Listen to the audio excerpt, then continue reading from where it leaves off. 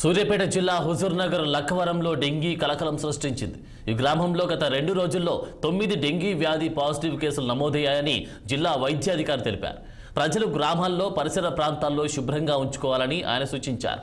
ఈ 3 నెలల వర్షాకాలం కావడంతో వర్షాలు పడుతూనే ఉంటాయి, పరిసర ప్రాంతాలు శుభ్రంగా ఉంచుకోవాలని పేర్కొన్నారు. డెంగీ వ్యాధి అనేది దోమ కుట్టినప్పుడు వ్యాధి వస్తుందని, అంతేకాకుండా ఈగల వల్ల కూడా వ్యాధులు వ్యాపిస్తాయని ఆయన తెలిపారు. ఈగలు వాలిన పదార్థాలను తిన్నప్పుడు డెంగీ, చికెన్ గున్యా మొదలగు రోగాలు వస్తాయని తెలిపారు.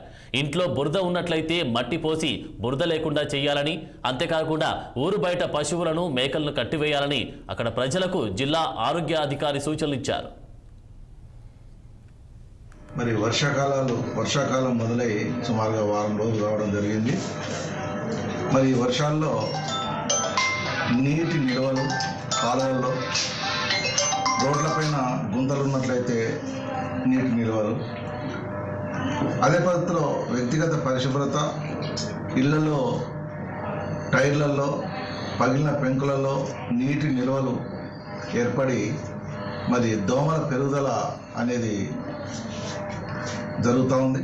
మరి దానివల్లనే మరి యొక్క డెంగ్యూ లాంటి జ్వరాలు, మలేరియా వ్యాధి జ్వరాలు కూడా మరి ఈ దోమల ద్వారానే వస్తాయి. కానీ మనకి ఇక్కడ చాలా తక్కువ ఉన్నది, 1 కేసుగా నమోదు కావడం జరిగింది. అదే పద్ధతిలో చికెన్ గున్యా వ్యాధి కూడా వచ్చే అవకాశం ఉంది. మెదడువాపు పిల్లల్లో కూడా ఫైలేరియా మీకు తెలిసిన విషయమే. ఈ 5 జబ్బులు దోమల పెరుగుదల, దోమల కుట్టడం వల్ల వచ్చే జబ్బులుగా మనం భావించవచ్చు.